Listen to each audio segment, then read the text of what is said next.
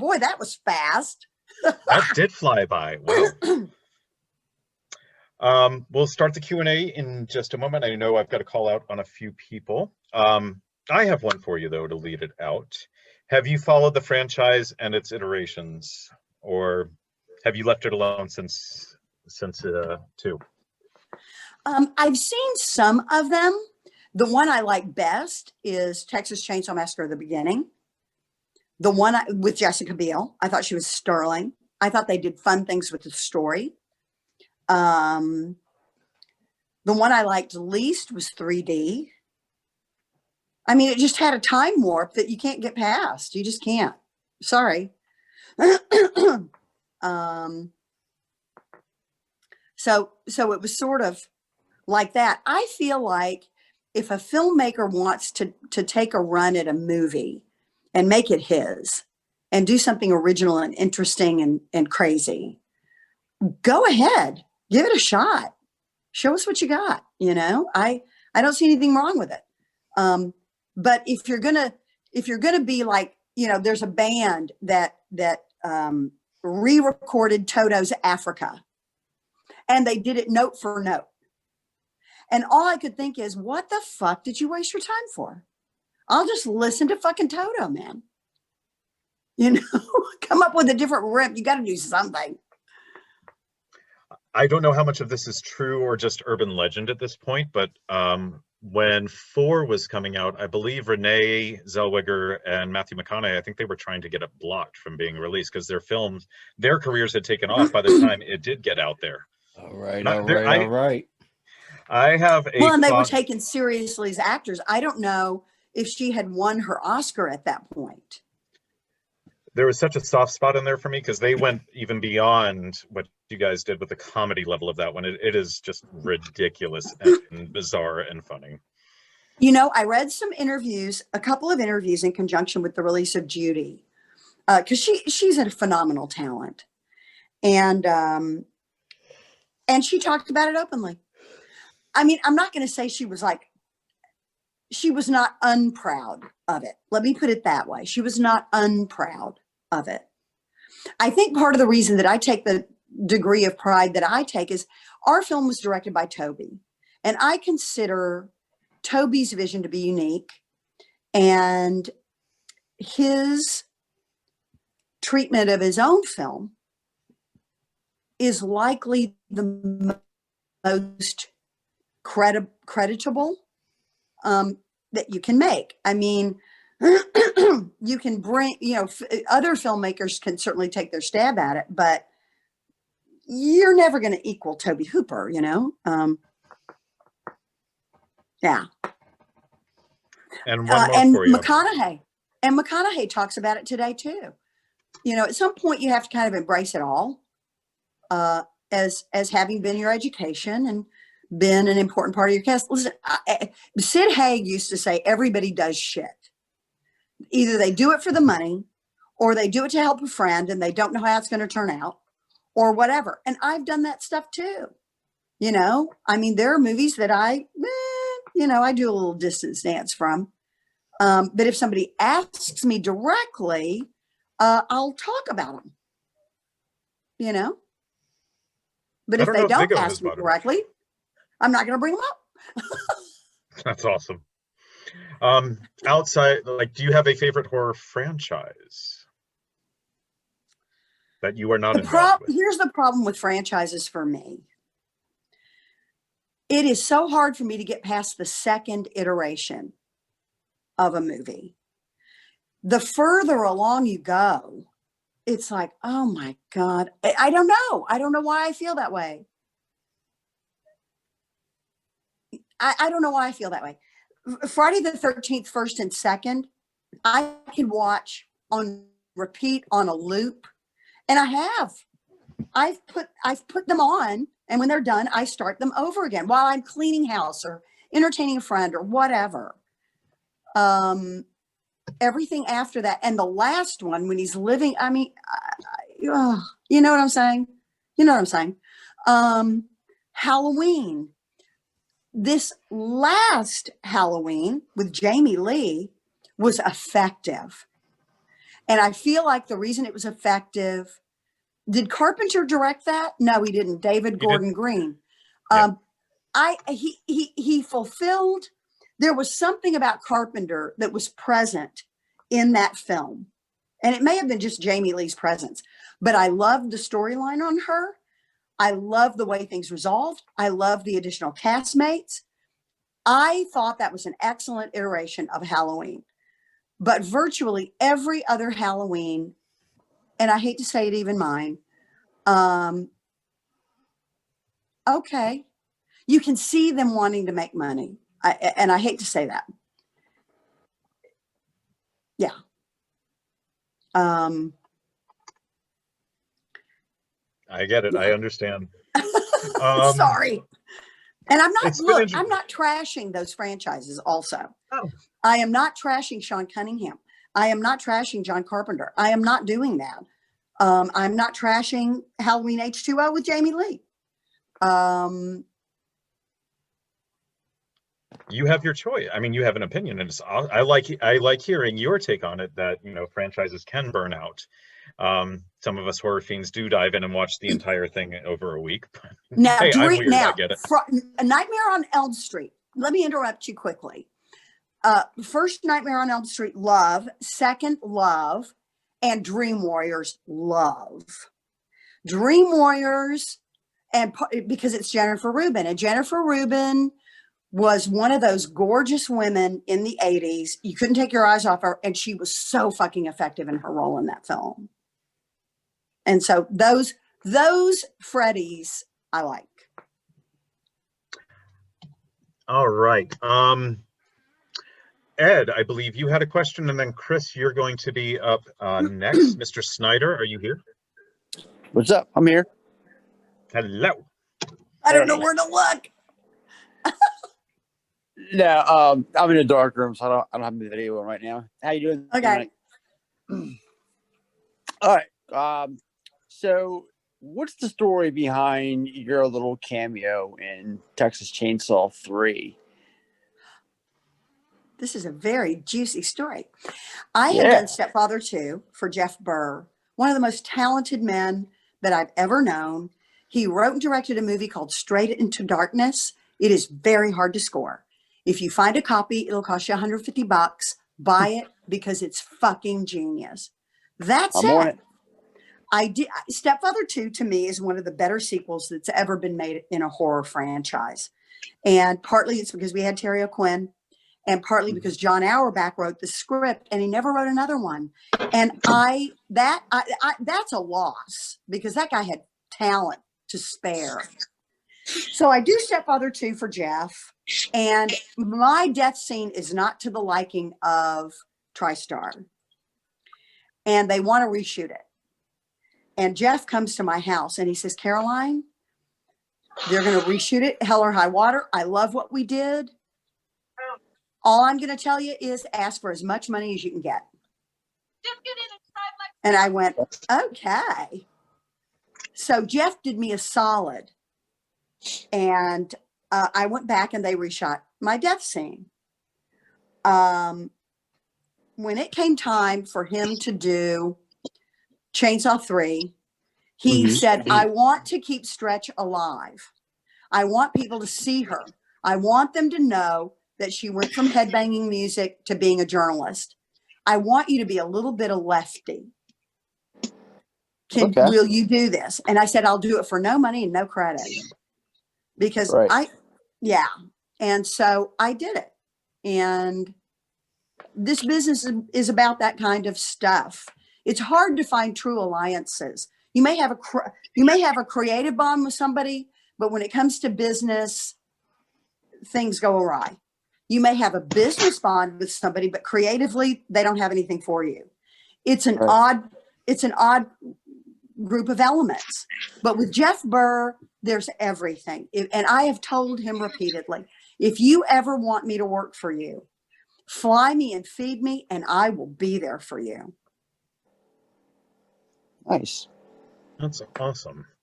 Mr. Wardle, are you here? Chris?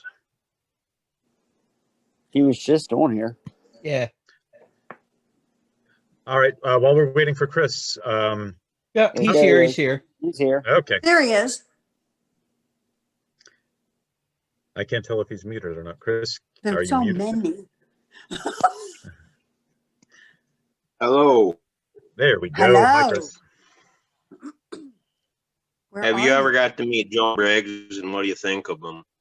Say it again. Have you got to meet Joe Bob Briggs? Oh, I love Joe Bob. Now, here's a fun Joe Bob story. Joe Bob started his life in newspapers. He's a journalist. His name is John Bloom, and he as a young man he was gorgeous. As an old man he's gorgeous. But I was in love with his writing. He wrote for the Dallas Morning News, and he wrote for Texas Monthly. He also wrote a novel called Evidence of Love. It was about a gory axe murder in Texas. And it's one of the best crime novels that I've ever read. And it is mentioned in Grady, The Guide to Killing Southern Vampires. I can't remember it. I'm sorry. Even that author of that book loves Evidence of Love and put the title of that book into his book. So when I had a chance to meet Joe Bob, I fell completely in love with him. I had the biggest crush on him.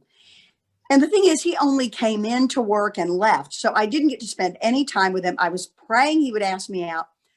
Even if he had, I wouldn't have been able to fucking go because I'm in front of the camera every single moment of that shoot.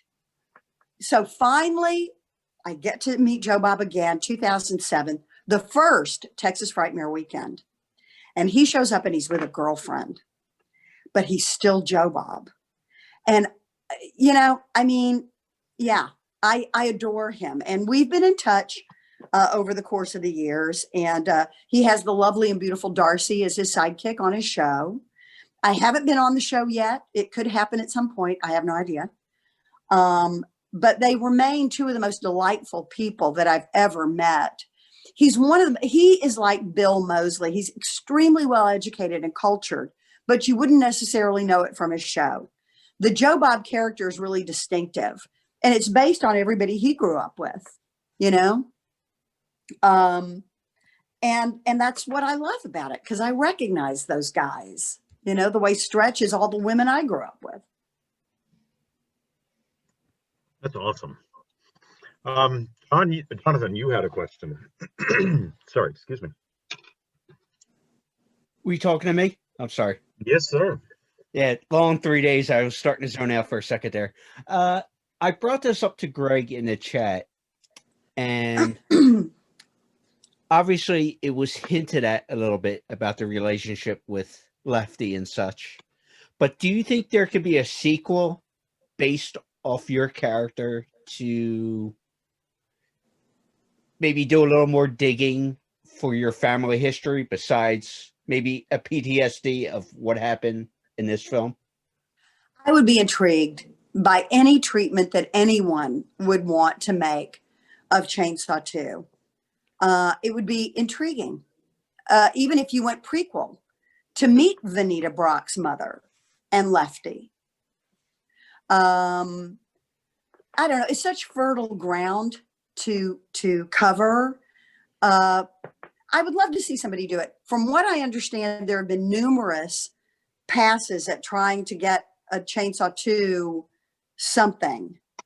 But the characters are owned by somebody, and that somebody is not going to let them go for less than what Elon Musk spent on, his Dragon rockets. So, I don't know how that could ever work out. Kim Henkel was not a part of the Chainsaw 2 project. He is unique to Chainsaw 1. Toby was the one who decided to do Chainsaw 2. So it's an odd business bifurcation, right? And, but I would be intrigued. Like I said, if there's a filmmaker out there who could do something amazing and cool, I would pay to go see it. I'd be the first in line.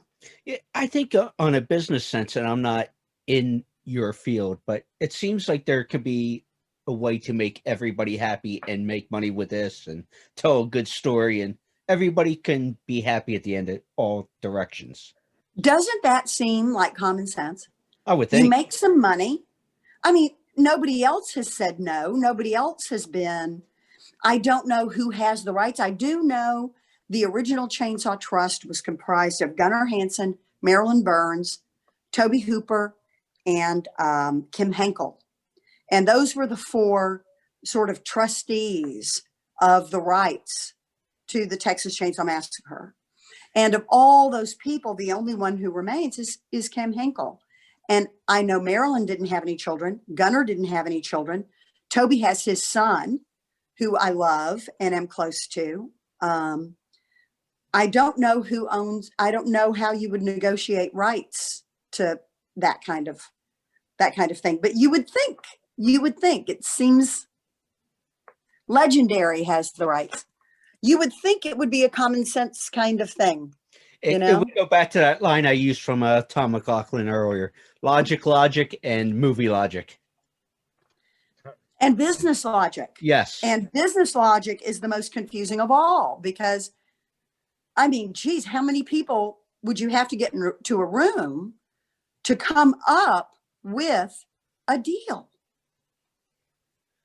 I imagine that. Well, the Friday the 13th franchise is going through the same exact thing. There's a lawsuit as to who actually has the rights, and that's why there has not been any sequels or anything else past the remake. And we're going on, what, 10 years now? And not to insult anyone associated with that thing, but they're fucking up our fun, man. We are the fans. We are waiting to give you more money. Will you just fucking let us? Absolutely. I mean, seriously? Zoe has a question, and then we have two more lined up after that. Zoe or Zoe, I might be calling your name out wrong. And I Sorry. actually see her. Zoe. Zoe. Where are you? You gotta kick off your mute. Zoe. Her mic. She's sending a message directly. She's saying something about her mic. She's got the best lighting behind her. It's like the underground. It's like our set. Ray, do you have a question? And then we'll come back to Zoe, and then we'll get to David. Yes, I do. Ray, you there? Yes, I'm here. Nice to meet you, Caroline. Hi, Ray. I just wanted to give you a couple of questions. How was it on the set of, what do you call it, a Leprechaun? Was it 3 or 2? One of those two. Yeah. 3. I'm number 3. 3. The Leprechaun takes Las Vegas. Yes. Warwick Davis. How was it working with him on set? Warwick has the endurance of a long distance runner. The guy went to the Royal Academy of Dramatic Art. He's an elegant man. He's a considerate, sincere, very nice man. And he was buried under mounds of latex, plus a heavy costume. And he's doing physical actions. It was almost like Bill's character, Chop Tom. He's doing heavy physical action throughout Leprechaun 3. He was such a remarkable man. Here's a funny story. I was dating a guy who was working for Ron Howard on Apollo 13 at the time we were shooting Leprechaun 3. And the guy comes to my set to visit and hang out and things like that. And we're both, Warwick and I are sitting in cast chairs. I'm reading the Wall Street Journal. He's reading the London Times. And somebody has a photograph of us somewhere sitting there like that. But during the course of our production, Ron Howard had his birthday. And so we had to lose Warwick for a day because he had to go to the Universal set to crawl into a cake shaped like the LEM module and come busting out of Ron Howard's birthday cake. Now, how fucking funny is that? That's hilarious. Crazy. Another thing that's cool, well, it's cool, but not cool, but sad, but horror, very horror. We were shooting at the old Ambassador Hotel. The Ambassador Hotel doesn't exist anymore. They did all kinds of raising of it and remodeling and all kinds of stuff to turn it into something else. But while we were there, it was still the Ambassador Hotel. Robert F. Kennedy had been assassinated at that hotel. It was his very last campaign appearance before primaries were to begin. The Democratic primary was to begin. And there is an X carved in the floor, or was carved in the floor of the kitchen of that hotel where he lay when he died.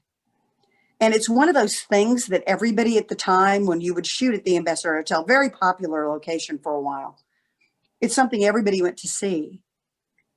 And the chill that went through my body when I went into that room, knowing what had happened in that kitchen, I could not go further into the kitchen to see the X. So I never saw the X. But yeah. I've met Warwick once at a Star Wars convention. He is a delight. He is so charming and fun. And he is still to this day an Energizer Bunny. He just goes and goes and goes. He's had an amazing career. The only little actor who has had a career that comes close is Peter Dinklage. And I thought it was kind of about time, because Warwick, you almost forget that he's a little person. I mean, you do. He's I don't know. It's just a different incarnation of being an actor. And so it's so rewarding to see Dinklage bringing little actors back into, something besides reality television. Did you hear that Willow has now been greenlit for a series on Disney Plus, and Warwick is writing and directing? I will so watch that. I will so watch that. I will weep gratefully. Oh my God. Awesome. Something Now good to look forward to. If you could do Legend. Yes, please. Zoe, are you back on? She is. There she is. Unmute. You gotta unmute. All right, can you hear me? Yeah, there we got you are. Finally. Yeah, I was gonna talk about Leprechaun Tree, and you're talking about Leprechaun Tree. But anyway, I figured I'd ask about the stunts, your death scene. How safe or dangerous was that with the whole explosion? Oh, listen, that is masterful editing. But I did have to do a full body cast naked for Gabe Bartolos. Made his day. I'm joking, because he does that shit all the time. They're like doctors. It's nothing. But he created all these prostheses, the lips and the boobs and all the stuff. I got to tell you, that's one of the things I love about horror, is they're toys. These are toys, and you get to put them on, and they go wild. And the thing that makes acting in appliances easy, they do the work. All that stuff does the work. All you have to do is animate it. You can see me in camera. I'm up close, and I've got the boobs. The big blown up boobs are in my hands, and I weave them around like this. And it was one of the most fun things that I did in the whole movie. It was just awesome. I love shit like that. I love the crazy sets. You get to be in the most extraordinary environments that a lot of people never get to see. And you get to wear the craziest shit, and you get to do the nuttiest stuff. And getting to work with those appliances was an utter joy. They don't always feel comfortable, but it's the best Halloween ever. Awesome. And can I, while we have Zoe, I want to let Caroline know, and I don't mean to embarrass Zoe, but I can say this lady is a hell of a writer and very creative person. Cheers. Well, I love that. Where are you located? Oh, I'm originally from Ireland, but I moved to Sweden recently to avoid the restrictions. But yeah, I'm a music video director. But I did a movie called Demon Hunter 3 years ago. I think I've seen that. Oh, I think I've seen that I directed actually that. Yeah. with people at my house, I Well, believe. oh wow. Unless I've got it confused with Night of the Demons, and that's a possibility. No, it's like a superhero movie. It's like a action superhero film, horror action. But did that, and I'm currently working on my next feature. But aside from that, I do lots of music videos for bands, I suppose. Yeah, Zoe Kavanagh. Do you know I'm sure- 69 Eyes? I don't know them personally, but know the band. Yeah, You know the band. They've been around forever. They're an 80s band. Yeah. Amazing. Yeah, They should I have watch a it. movie. They should.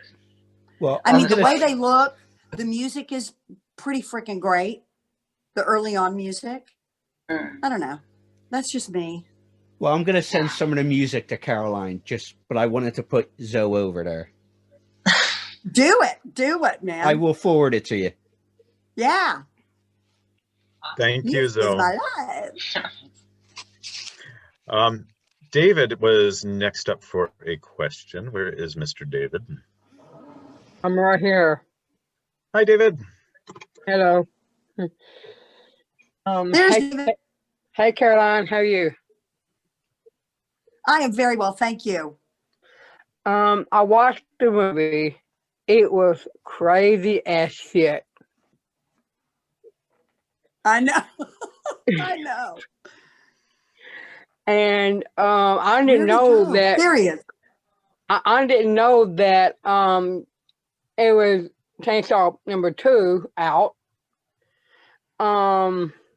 And I was wondering, in the movie, how long was to take? How long was it to take to make that movie? We started shooting on April 29th, I believe. I believe it's 29th. I got hired about the middle of April. We started April 29th. We wrapped on July 4th. So that's a good long shoot, but we were moving very fast. Yeah, like I said, the last 2 weeks, we were wall to wall. We went 14 days in a row. But everybody made so much money because you're making this ridiculous overtime. You're working Saturdays, Sundays. We're working close to 20-hour days. I mean, wow. I mean, I'd never had an experience as an actress like that, and I'd never made money like that. And of course, it kicked off everything else. And also in the movie, you Yes, were like take slipping your and time. sliding. You were like slipping and sliding in the movie, and I was wondering, Yeah, how long did it take to do that? it took forever because the surface of the slippy slide was not smooth and flat. It was like asphalt. It was bumpy and rough. And so first they tried to use oil to get me to go down faster, which did not work. Then they tried using soap, and that did not work. They tried a little bit of water. That did not work. So when you see me slipping and sliding, pay attention to my feet, because my feet are working my way down the slippy slide. It was a poorly made slippy slide. Somebody needed slippy slide lessons on that one. That's a great question, David. Thank you. You're welcome. Caroline, were there any reshoots or any post-production work other than looping? You know, there was a little bit of looping, a minor amount of looping, mostly screaming for me. No reshoots. Back in the day, reshoots were strange because you were simply expected. It's like being an actor. you show up on set, you're expected to know your lines and not need cue cards or prompts or any of that stuff, right? Same thing filmmaking. Back in the day, you didn't do reshoots unless the film was actively destroyed, unless during development or editing or something, you messed up and ruined something. So reshoots, I know I have a friend who's a director and he's working on a big studio picture and they went and did some reshoots. And he was nervous as hell because you've got to make it, you've got to capture the spirit of the scenes when they were being shot. You're in a different location, possibly. It's hard to do that stuff. That is hard to pull off. I mean, I don't know. I have never experienced reshoots. I have never gone to do reshoots on a movie except Stepfather 2. Only time. Nice. Thank you for that. Alex had a question. I believe he was next up. And then I think Mr. Snyder has one more. Hi, Carol. Yep. Hello. First of all, I just want to say you are one of the most beautiful women I've ever seen on screen. Oh my God. So You're very, very sweet. But when I shot Contracted, I weighed 160 pounds. did like that, but Just saying. You look great now. I was really unhappy at that time in my life.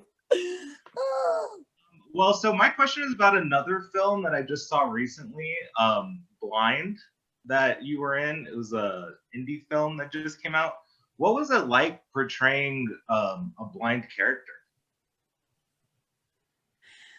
For me, it was relatively easy because I had on the sclera contact lenses, those milky white sclera lenses, and they did actually obscure my vision to a very strong degree. I could walk around with a little bit of confidence only because I was familiar with where I was. But as far as being able to see well, I could not see well. So in playing the scenes, I just gave myself over to looking at the inside of my eye. I just that's what I did. I looked at the inside of the contact lenses. Right. Well, that was a great performance, I just gotta say. And also, Texas Chainsaw Massacre 2. It was a lot of fun. It was very experimental for me because I've never played somebody who's blind. And I knew I was going to have the opportunity to work opposite an actor who was genuinely blind. Wonderful actor. And off the top of my head, I can't remember his name and I apologize for that, but wonderful actor from Jamaica, played my husband, taught me a lot of what it is actually like to be blind and how very isolating your life can be in a circumstance like that. But very experimental fun. Yeah, well, it was great, and I loved you in it. Thank you. Well, thank you. Thank you, Alex. Mr. Snyder, you got I think Ed is probably going to be our last question, then we'll do one last call. Ed, you there? I'm here, right here. Hi, Ed. I got video this time. Hello. So, do you have any funny Robert Ressler stories for us from the set of Blood Feast? Oh, honey. Oh, honey. That guy's Actually, hilarious. I have a pretty serious. Okay. The guy's hilarious. He's an amazing actor. He's so talented. I just adore him. I understand Robert and understood Robert because I had done Tales of Halloween with him. Okay. Yeah. And we go to do Blood Feast. I understand how he works, serious actor.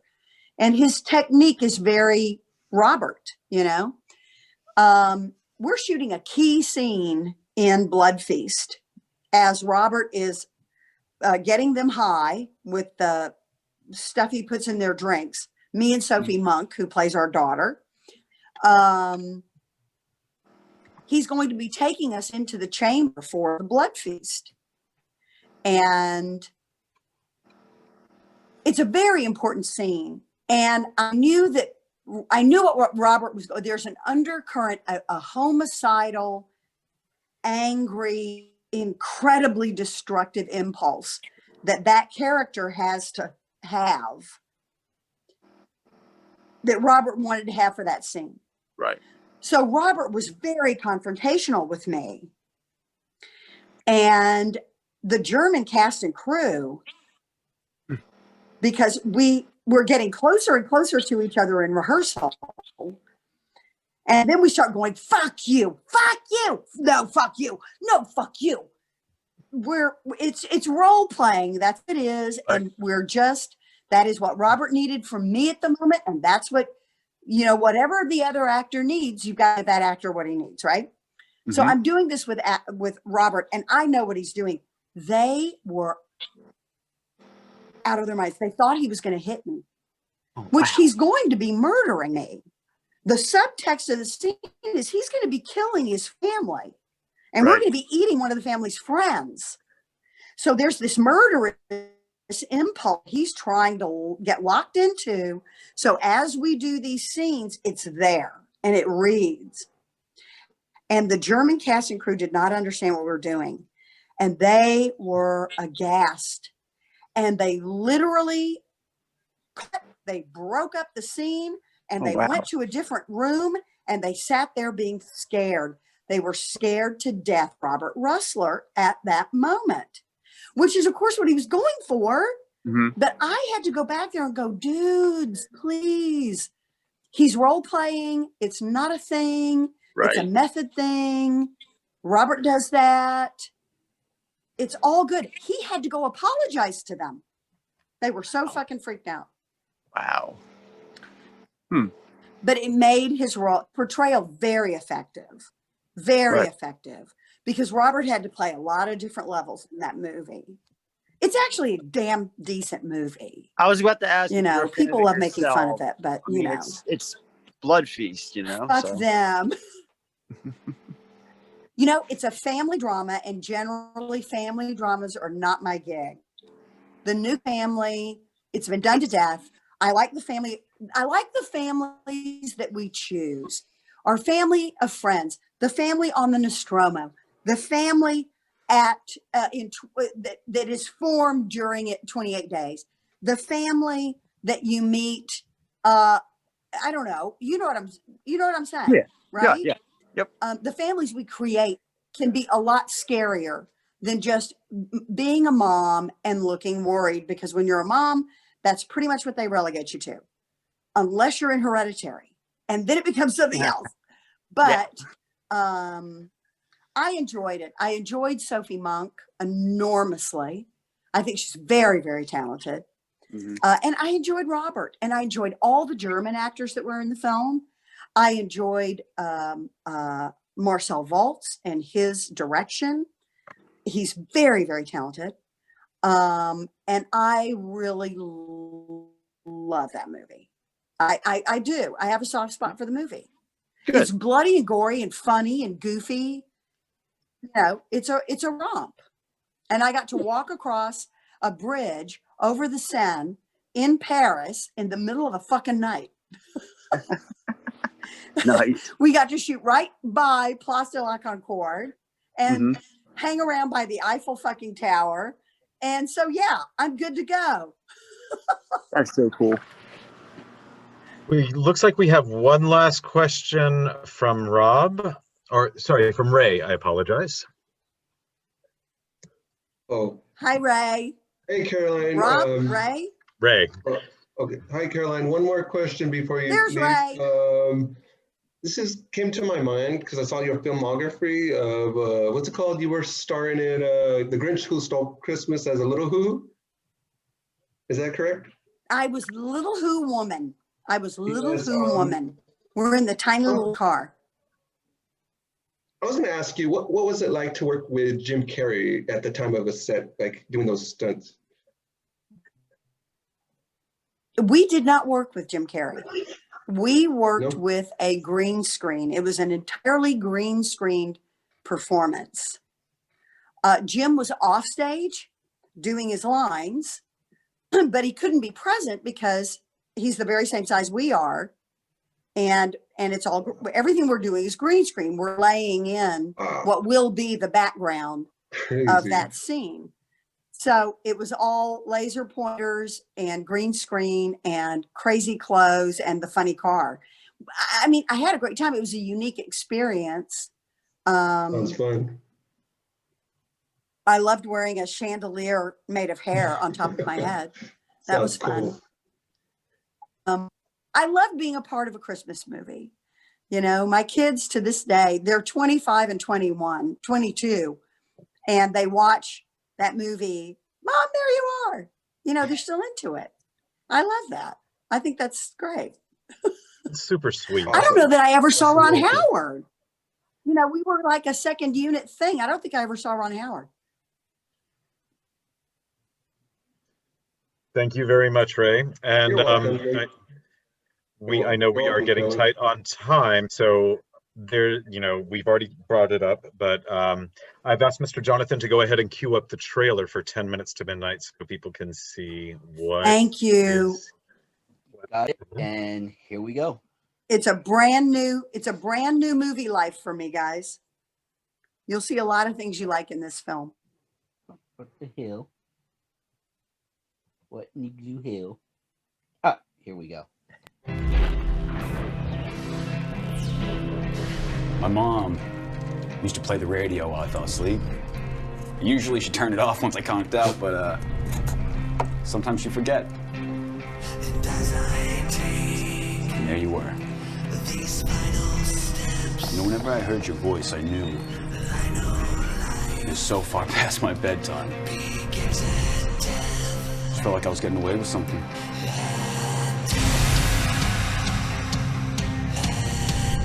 I am the one who convinced Bob to give you one last show. You got bit by a wild animal tonight. Who knows what kind of diseases those things are carrying? You sure you're not seeing anything, Amy? Anything that's not really there? Oh! There's Amy! You want to bite me again, Amy Marlowe? Look at me! Hey! It's just one of those nights. There's never been a night like this one.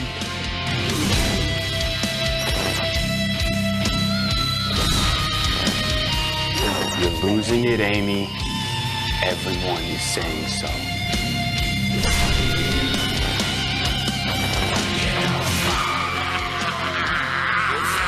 It's all you, Amy, I promise. Strange thing, your last day. And anything, really. Everything's the same. Till it's not.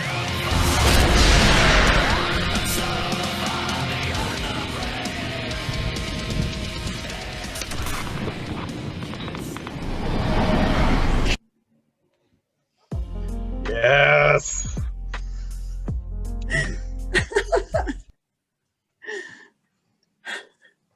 So that looks a little intense and fun and awesome. What can you tell us about it? First, I want to say something about Eric Bloomquist and his brother Carson Bloomquist, who wrote it. It's a very unique idea. It's very interesting. You have not seen this before in a horror movie. And I haven't gotten to play a character that's on screen this long since Stretch. So these are marvelous bookends for me. We have an ensemble cast that can't be beat. Nicole Kang is a series regular on CW's Batwoman. She's amazing. Adam Wepler appeared in Eric Bloomquist's previous film, Long Lost, along with Nicholas Tucci. You know Nick from You're Next. And William Youmans, who is a Broadway veteran. The man's done everything, musicals, dramas, comedies, you name it, Bill's done it. We were just a very tight ensemble cast. We shot this in 7 nights. All the festival people, all the critics, everybody who's been seeing it, they absolutely get it. There are meta messages throughout this film that resonate with just being a human being. I think it's one of the best things I've ever done. And like I said, with Chainsaw, these are easily the two films I'm the most proud of in my entire career. And I can't wait for people to see it on the 19th, because I think it's just going to blow your minds. It hits people in so many different scenes, hit people in so many different ways. And so many different scenes stand out for people in so many different ways. I think you're really going to be surprised. You're just going to be surprised. There will not be anything in here that you expect. That sounds really intriguing, and I'm very much looking forward to it. As soon as I saw the trailer, I was like, all right, how am I going to watch this? How is it dropping? Where are we going to be able to get it? On demand, Vudu, Hulu, Amazon Prime. I don't even know what else. There's a whole Mainframe Pictures is Eric's company, and 1091 is our distributor. And just be keeping your eyes peeled for, there's going to be Instagram, there's going to be Twitter. I can announce tonight, tomorrow, I go back on Twitter. Yay. So if you're on Twitter and you want to see me, I am at Willie Caroline. It's the very same address as on Instagram, WILLICAROLINE. And we are going to be flogging the hell out of this for the next 2 days, 2 or 3 days. So, and I think we're going to do a live tweet, watching it on one of the channels. I don't know. We're going to be doing one at some point. So, yeah. Well, I'm super excited. I can say, like I said earlier tonight, we will be doing something with Caroline and Eric with this project on a couple different fronts. So stay tuned to our fan page. We do need to thank Caroline for so much. And I want to state again, because there's still a couple of things happening with the whole 3 days. Caroline didn't hear this. We did raise over $600 for the share with the food bank. So I am so happy about that. Excellent, excellent, excellent. And excellent. So, yeah, we'll have official total over the next day or two after the dust settles. But this was our headliner, and we really appreciate Caroline being involved with us. I so appreciate you guys taking the time to let me do this. Like I said, I love Chainsaw Massacre 2. I never grow tired of watching it. And I am grateful beyond belief that you guys aren't bored either. I get emotional. It's ridiculous. We appreciated that realism. We appreciate that realism from you, though. It's very genuine and heartfelt, and we feel it over on this side. You get to be a certain age and everything's just right there. It's just boom, impossible to stop. And like I said, thank you guys so much. It was so much fun to do this. And like I said earlier when she came on, and I said this privately to those guys, Guts, you were 100% right and more. I love my Guts boys. I love my Guts boys. I spent Halloween with them last year. It was fantastic. One last question. Have you done anything like this sort of format before? No, not a single time. Jonathan not since I has did really the commentary for the commentary track that I recorded with Bill Moseley and Tom Savini. I know people that watch the movie and they never remove the commentary track because it's funny. This is as close to that as I've come. I have not done a live watch. I have not done this. This is weird. This has been I just felt like I was talking over everything.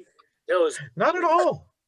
And we're hoping to do this with the new movie, but like I said, just stay tuned to everything, and we're going to be doing stuff with Caroline coming down the pike. Caroline, I so appreciate it, guys. Thank you so much. I look forward to it. I wanted to personally thank you for being just so genuine, sincere, and heartfelt. and giving us a little bit more light into one of our favorite films. And you are a treasure, and we love you very much for taking your time and being you. Thank you so much. You guys are treasures. Without you guys, we don't have anything. Without the fans, we don't have anything. So thank you guys very, very much. And thank the fans for giving, for being givers. Yes. It matters now. We can't say thank you enough for everything that they've been, whether it's participating, the giving, just everything. Thank you. Can't say it enough. I loved it. I loved every single minute. And whenever you guys need me or want me, I'm around. Well, we got your info. We will definitely be in touch. I appreciate it, guys. Thank you so much. Enjoy your night. I know you have plans, and we are already at over 2.5 hours. Wow. Well, so we'll let 2.5 Caroline. hours. My God. Well, we will let Caroline go, but Right. thank you, but I got to ask Greg because he was getting good night and stay safe. So much. I got to ask Mr. Leo before we close out here. Of course. Okay, guys. Good Thank night. you. Good night. Stay safe. I shall. And you guys as well. Thank you. Mr. Leo, before we let everybody go. Yes, sir. And this might be tooting my own horn here, but I might be walking into a trap. You were getting ready to say something about Jonathan when topic got changed there. You were saying Jonathan took something off. about how great he is about doing these Zoom viewings. Oh, yes.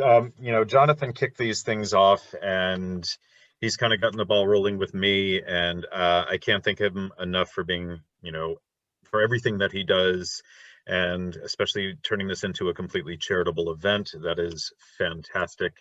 I hope everyone enjoyed themselves. I hope Jonathan gets to decompress. He's been online for the last 3 days. So, and for everyone who's out there with us still, thank you very much for signing in and being part of it and asking questions. It's been an absolute hoot. God, I sound old and corny. I will get Jonathan the information about Night of the Demons watch along. That's already on my personal Facebook page, which is just my name. And thank you very much to each of you. This has been awesome. And I'll say this for those who have asked and not familiar, the Q&As and that kind of stuff that we did this week will be on the YouTube channel. I just need a day or so to decompress and put it together, but the stuff will be re-released.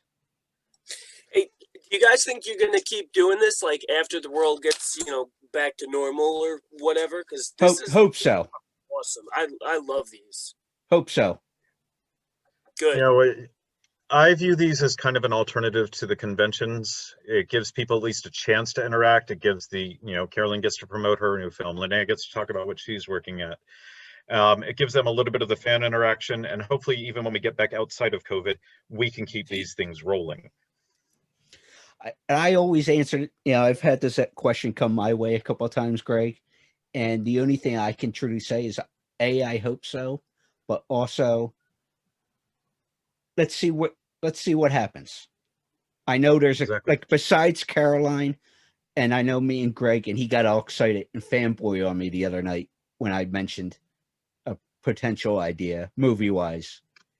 It's, there's a couple ideas to keep things going, so let's do it. All right. Unfortunately, I do need to bow out. I need to get my dog back out and get him situated. And I need to get some sleep for once. There you go. Thank you, everyone. Have a good night. Be well, be safe, and take care of yourselves. Thanks.